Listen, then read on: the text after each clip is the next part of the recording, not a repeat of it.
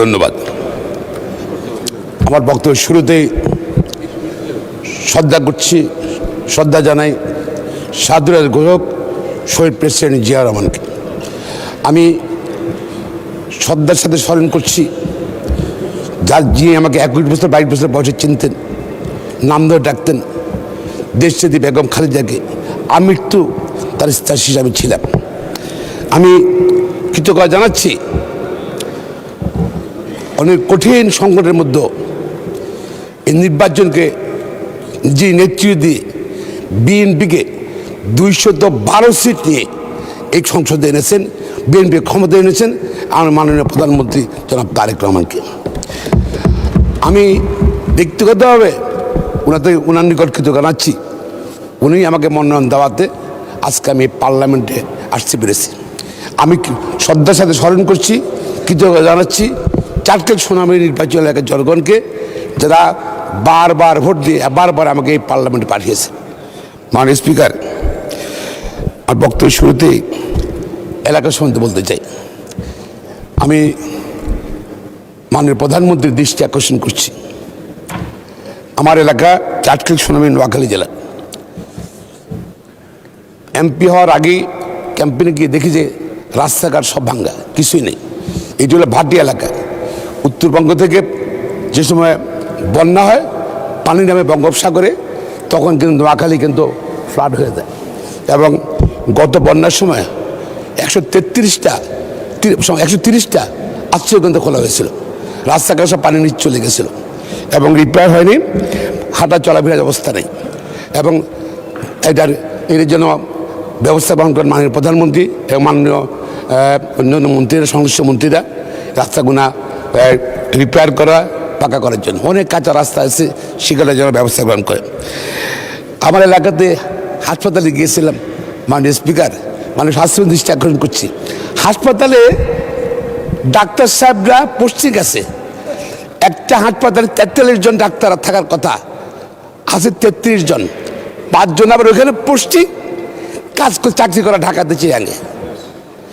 তো এগুলার আমি মনে করি এরা কনসালটেন্ট, ওদের এই বাতিল করে ওখানে যেন পূর্বে ডাক্তার পাই, 2টা চাটখিল সোনামুড়ি, সেই জন্য ব্যবস্থা করার জন্য মানুষ স্বাস্থ্যমন্ত্রীর দৃষ্টি আকর্ষণ করছে। মাননীয় স্পিকার, হাসপাতালে ক্লিনার নাই, মালি নাই, মালির পোস্ট নাই। তারা ভিন্নভাবে ম্যানেজ করে ক্লিন করে। আর প্রাইভেট ক্লিনিকে দেখা যাচ্ছে যে কি সুন্দর চকচক করে। তো এটা কিন্তু হয় না। হাসপাতাল ক্লিন রাখতে হবে। মালিটার ব্যবস্থা করার জন্য অনুরোধ জানাচ্ছি। শিক্ষা প্রতিষ্ঠানগুলো, মাননীয় স্পিকার, প্রাইমারি স্কুলে 40 জন ছাত্র, 7 জন টিচার, আশেপাশে ক্যাডেট মাদ্রাসা ছোটো ছোটো, সেখানে দেখা যায় 200 ছেলে পড়ালেখা করে। আমরা ছাত্রদেরকে, ছোটো মেয়েদেরকে আকর্ষিত করতে পারছি না স্কুলে পড়ার জন্য। 4 জন প্রাইমারি স্কুলের ছাত্র হয়ে যাচ্ছে। এই জন্য মাননীয় শিক্ষামন্ত্রীর দৃষ্টি আকর্ষণ করছি, যেন এইসব প্রতিষ্ঠানগুলো, প্রাইমারি স্কুলগুলো, শিক্ষা প্রতিষ্ঠান যেন স্ট্যান্ডার্ড বাড়ায়, প্রয়োজনীয় শিক্ষক দেয়, আরবি শিক্ষক দেয়, তারপর সংস্কৃত শিক্ষক দেয়। অনুরোধ যাচ্ছে। মাননীয় স্পিকার, এই জুলাই সনদ নিয়ে কি বলবো? আমার মাননীয় বিরোধী দল নেতারা এখানে এক কথা বলেন, এখানে একটা সই করছেন, বাইরে বক্তৃতা না আরেকটা বলেন যে আপনারা 72 সংবিধান ছুঁড়ে ফেলে দেবেন। সই করছে এখানের মধ্যে, এটা সই করছে, আপনারা সই করেন নাই। কোথায় বলেছেন? সব জায়গায় লিখেছে সংবিধান সংশোধন করতে হবে, সব জায়গায় বলছেন সংবিধান 72 সময় ছুঁড়ে ফেলে দেবেন, কথা বলেন নাই। সই করলেন কি আপনারা? এখানে বলেন কি? বাইরে বলেন উল্টা, মানুষকে উত্তেজিত উল্টা কথা বলে। সুতরাং আপনার তো ইসলামী দল, তো সঠিক এক কথা রেখে থাকবেন আশা করি। তারপর এগ্রিমেন্ট হলো, গণভোট হবে, সবাই সই করলেন। গণভোট প্রস্তুত কি হবে সেটাকে এগ্রিমেন্ট করছেন আমরা? আমরা এগ্রিমেন্ট করছিলাম সবাই? নো, ওখানে আপনাদের লোক যারা, তারা ফ্রড করেছে, 4টা প্রস্তাব ঢুকে দিছে। আমরা বিএনপি সমর্থক যারা, ভোটে যারা যে দুইটা পছন্দ হয়েছে ভোট দিছে, আপনার তো আমরা পছন্দ করিনি। এখন আপনারা বলছেন 70%, এই 4% কিলো ঢুকলো? No agreement between the political parties. আপনাদের লোক ছিল সেখানে, তারা ফ্রড করে এই 4% ঢুকিয়ে দিয়েছে। এখন আসছে, আমি স্মরণ করি মুক্তিযুদ্ধের যারা জীবন দিয়েছে, যারা আহত হয়েছে। আমি স্মরণ করি জুলাই আগস্টের ছাত্র জনতার গণ অভ্যুত্থানে যারা জীবন দিয়েছে, আহত হয়েছে। মাননীয় স্পিকার, আমি তো জুলাই যোদ্ধা, অনেকে গ্রেপ্তার ছিলেন, বাসা থেকে অ্যারেস্ট করছে, আপনাদেরকে বাসা থেকে অ্যারেস্ট করছে। একজনে আপনারা প্রতিরোধ করছেন কিনা? যে সময় আমাদের মাননীয় সদস্য হাসান সাহেব সহ ওনারা গ্রেপ্তার, আমি বিএনপির কর্মী হিসাবে রাস্তায় গিয়েছি, ছাত্রদের ছেড়ে দাও, ওদের ছাড়তে হবে, সাহস থাকলে আমি গ্রেপ্তার করো। আমি বিএনপি কর্মী হিসেবে গেছি। আপনারা বলেন তো, কে বলেছিলেন আপনারা? একজন দেখান জামাত ইসলামের, একজন দেখান এনসিপির। নিজের জীবন বাজি রেখে এবং চ্যালেঞ্জ করেছিল, বিএনপি করেছিল। মাননীয় স্পিকার, ষড়যন্ত্র তো নতুন না। এই বাংলাদেশের বিরুদ্ধে ষড়যন্ত্র, বিএনপির বিরুদ্ধে ষড়যন্ত্র শুরু হয়েছে 2006 সাল থেকে, 111 থেকে।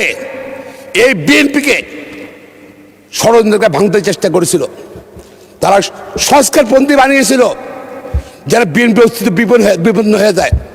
সেই 120 জন এমপি সই করেছিল, যারা বেগম খালেদার বিরুদ্ধে স্টেটমেন্ট দিয়েছিল।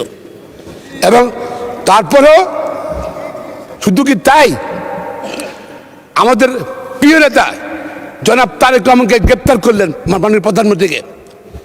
একটা প্রদেশ পিরিয়ডে মার্চ মাসে, আমার মনে আছে, 18 বছর কোকো কেঁদে বলছিল, খোকন ভাই এভাবে বলছিল, পিনিয়ে করতে নিয়ে গেছে ওরা, রাত্রে মেরে ফেলবে। খোকন ভাই কেউ নাই, আপনি আসেন না। আমি জীবনে ঝুঁকি নিয়ে, একটা কাশিমি মারা গেছে, মালার কাশি মারা গেছে, সে রাতে বেরিয়ে গেছি। সে রাতে অনেকেই গ্রেপ্তার হয়েছিল। আমি ক্যান্টনমেন্টের থানায় গেছি, তারপর অন্য থানায় করছি, ওরা গাড়ি নিয়ে ঘুরে এসেছেন, আমি পিছিয়ে করছি ভোট 6টা পর্যন্ত। মাননীয় স্পিকার, সেটা কি ষড়যন্ত্র? বিএনপিকে প্রতিহত করার জন্য -2 ফর্মুলা কারা করেছিল? পরে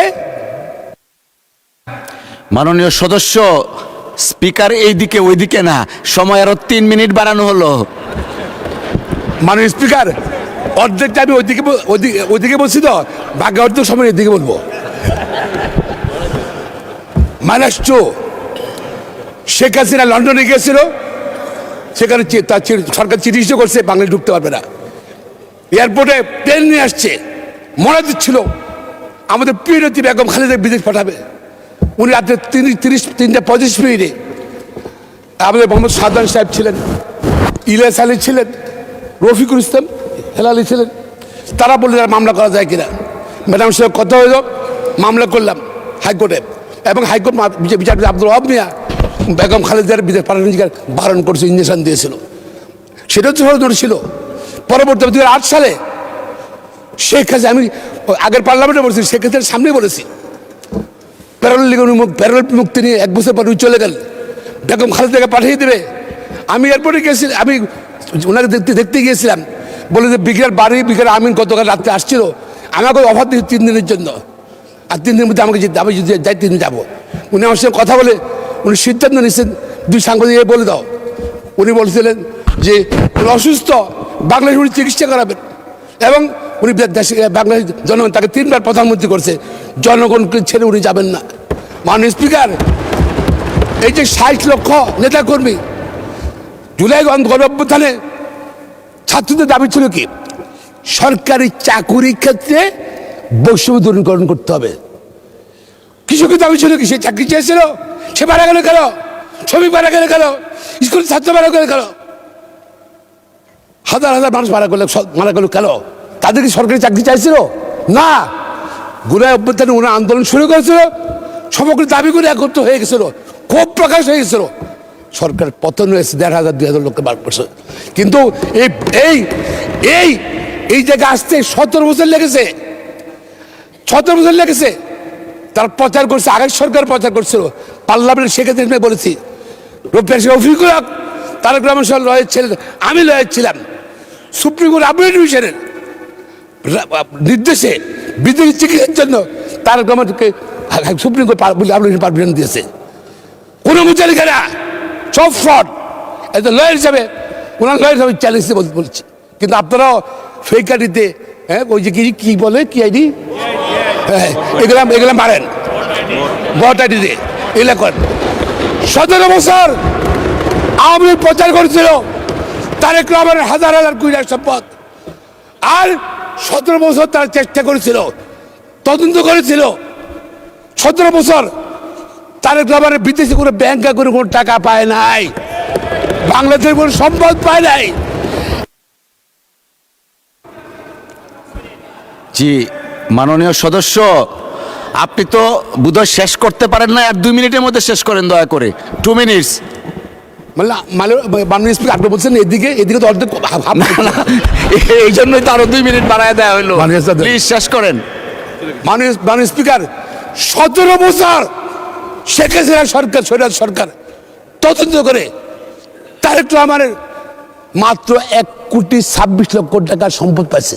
তাও হাজব্যান্ড ওয়াইফ, উনার শ্বশুর ছিলেন মন্ত্রী, দাদা ছিলেন ব্যারিস্টার ব্রিটিশ আমলে, আর নৌবাহিনীর প্রধান ছিলেন, উনি রাষ্ট্রপতির ছেলে ছিলেন।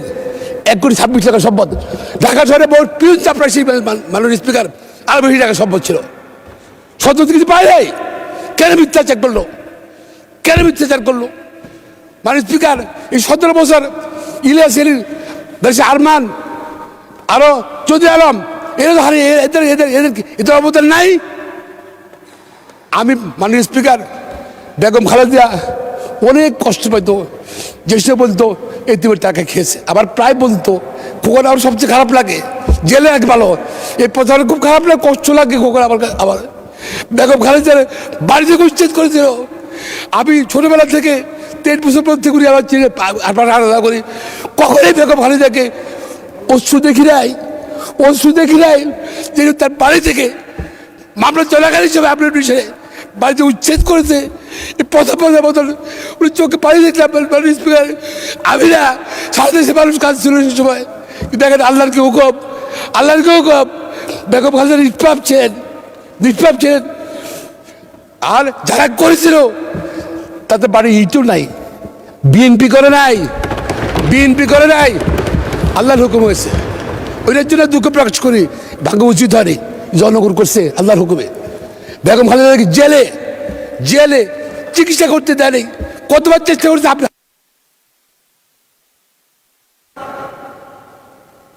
জি মাননীয় সদস্য, ওনার বক্তব্য শেষ হয়নি। মিস্টার আক্তার হোসেন একটু বসেন, শেষ করুক। জি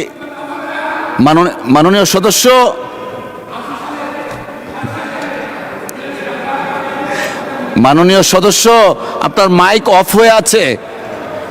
1 মিনিট। আচ্ছা ঠিক আছে, 1 মিনিট শেষ। 2 মিনিট। আজকে অনেক ষড়যন্ত্র আছে, সরকার অনেক ষড়যন্ত্র মোকাবেলা করে জনাব তারেক রহমানের নেতৃত্বে এই পার্লামেন্টটা বসছে। যদি বেশি বাড়াবাড়ি আমরা করি, ইরানের বাদশার ছেলে রাজা 46 বছর পরে ইরানের এই সরকারের সরে তারা বসতে চাইছিল, আমেরিকা বসতে চাইছিল। সুতরাং যদি আমরা বিভক্তি হই, যাদের মিনিমাম কিছু পয়েন্টে যাদের ঐক্য না হয়, তাহলে কিন্তু মনে রাখবেন কিন্তু বিপদ সবাই আছে, দেশের বিপদ আছে। মাননীয় স্পিকার, সর্বরে বলতে চাই নোয়াখালী সম্বন্ধে। নোয়াখালীতে আমরা ঢাকার রাজধানীতে 24% লোক নোয়াখালী মালিক, 24% লোক নোয়াখালী। ল্যান্ড প্লট প্লস 38% মালিক হলো নোয়াখালী মানুষ। আমরা